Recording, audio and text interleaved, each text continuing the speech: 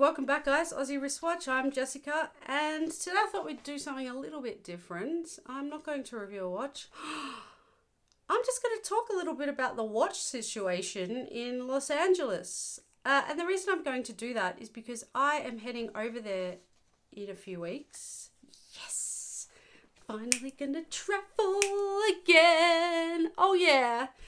And I've had a number of my friends tell me not to take any of my watches with me. So let's talk about that.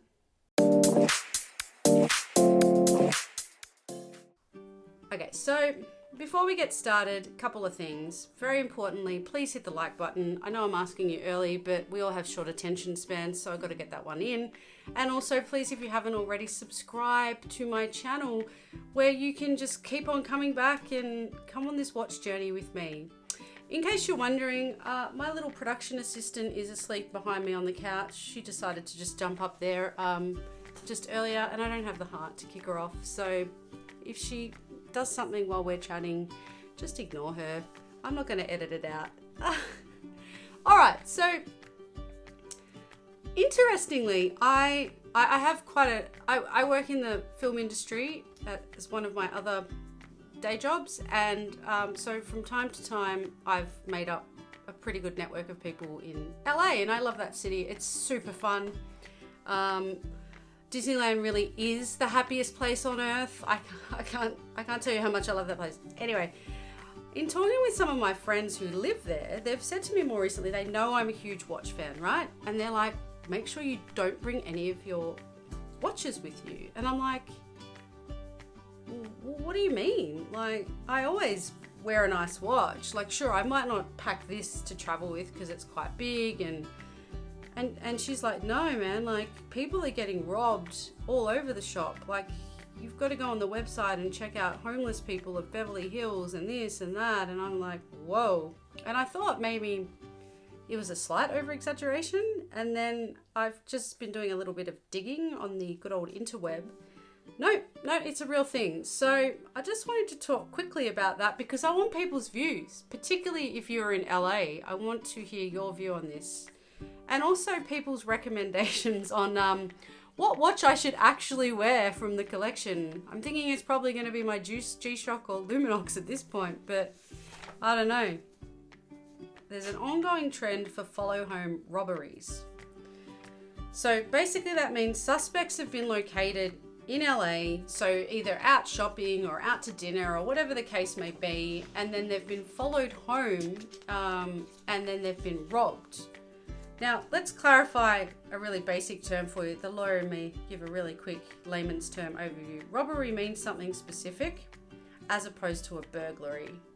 So a burglary, and technically speaking, if you've ever been unfortunately broken into at home, and let's say you're not home and they've kind of burgled you while you've been out, that's a burglary. So it's a non-violent, non-threatening theft, basically. So you've basically gained illegal entry into somewhere in order to commit a theft.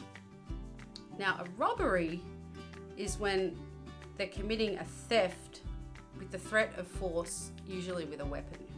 So robbery is, they're both bad, don't get me wrong, but robbery is worse. So victims are being followed from places like Melrose or the Jewelry District, nightclubs, restaurants, you name it, and then they're robbed. And there's a whole raft of examples which I'm not going to go into today. But the LAPD recently, you can find this online, I'll find it and pop it back up for you, I saw it. They've sent out a number of community recommendations, so let's just read them quickly. Number 1, beware of one's surroundings for anything unusual or out of the ordinary before exiting your car, walking out of a restaurant, store, malls or clubs. So my first inclination with that is this. Well, being a chick, that is easy enough because that is something we exercise on a daily basis and it's ingrained in us.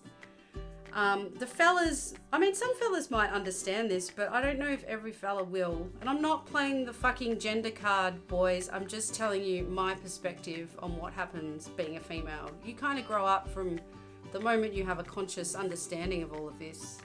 to be alert about your surroundings and who's there, whether it's you're walking into a dark alley or a car park or whatever the case may be. Because we do, unfortunately, whether we all like to admit it or not, live in a little level of fear about leaving the house for particular days and times and whether we feel safe.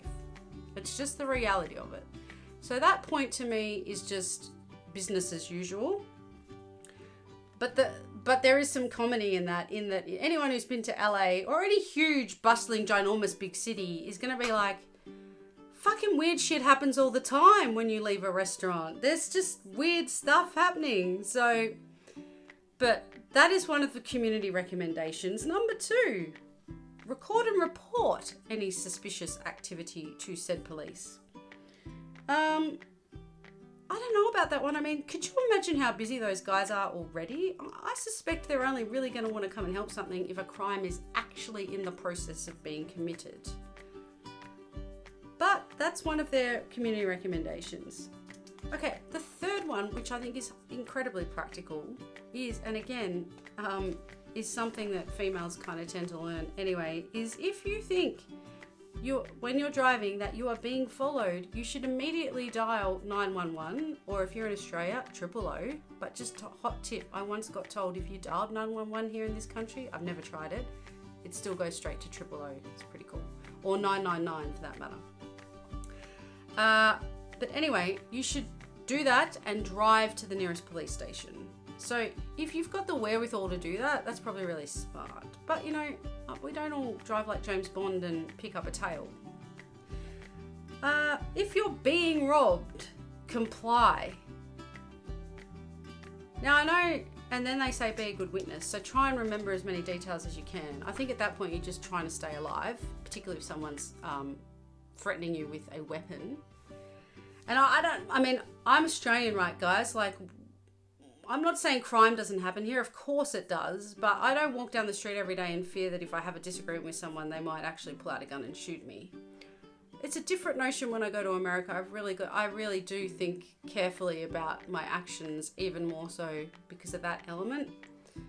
But having said all that, I just know, for example, I've had friends who've grown up in South Africa. And part of learning how to drive over there is being taught how to be safely carjacked. So I get that in different parts of the world, there's different things you need to do in order to just kind of do everyday life. So comply. Take it. My life is worth far more than my small tangible items, materialistic items, for sure. But I get on principle why some people might actually not want to comply as well, because it pisses you off. But I'd rather stay alive. But there's also no guarantee that you will stay alive. So, it is a quandary. Looking after a robbery, dial 911, 000 or 999, whatever. But 911, because we're talking about LA. Write down all the details so you don't forget. So from a lawyer giving you advice, always write down the details immediately after, because that's when they're freshest in your mind. But there's been stories about, families who are on holidays and they've been followed back to their Airbnb and they've been robbed, but they've been out with all their expensive bling on. So I just wonder, there's been stories about a guy getting chased through the neighborhood and he threw his watch over a fence so he wouldn't have his Rolex stolen. All sorts of weird and wonderful, well, they're not wonderful stories, weird and awful stories. And I don't know. Maybe it just means that LA, like a lot of other cities in the world, the crime is up, so you have to be a smart traveller to pen the government here and their little smart traveller tagline. But I think that's the reality of it, right? So I guess what my friends are saying, don't bring any of your expensive, crazy watches from your collection. Yeah, I don't typically travel with the most outrageous watch. In all honesty, I probably would have just travelled with my Seamaster, but I'm probably not going to do that now even. Sure, these people are probably, going for the Rolex and the jewellery that looks expensive, all that kind of stuff. I get that, yep, but, not every criminal is so discerning with their watches. But yeah, I mean, I want your ideas. Do I just take my Luminox? I mean, I want to go out for some nice dinners, so I would prefer to wear something nice, but maybe I am just going to wear my Tag Formula One quartz watch, for example. It is sad, sure, that we're living in a world where we have to worry about stuff like that. It sounds like a fucking first world problem, I know. But I don't know, like, what are your guys' thoughts? Like, do you think that I'm just being ridiculous and I should just wear whatever the fuck I want anyway and just run the risk? Like, who are those people to tell us what to do, or you know, are they winning? I don't know. Again, I come back to the smart traveler, you know, banging on in my head. Like, you know, okay, there's a risk that's been highlighted by authorities, so I guess take appropriate action. But yeah, I just thought it'd be interesting to have a chat about it and get everyone else's views, because it's not something I kind of considered until my friends mentioned it. I would never have thought of that. Yeah, look, tell me your views, guys. I think it's pretty extraordinary. I'm not surprised. I mean, people are going through a tough time.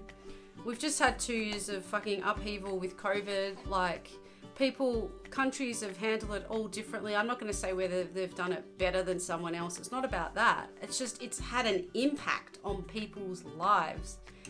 It has meant that some people have lost everything. So it's no wonder that crime has escalated and things like this are happening. Like, apparently there's no watches on display in stores in Beverly Hills because they're just doing ram and grabs. So yeah, it is pretty sad. Like, I hope we can just get past this stuff. But in the meantime, I'm going to go and enjoy my holiday and just not wear an expensive watch. Thanks again, guys. Please hit the like button, please subscribe, and come back. I'll be doing some exciting reviews in the not too distant future, and just generally talking more about watches. Thanks as always. Have a great day.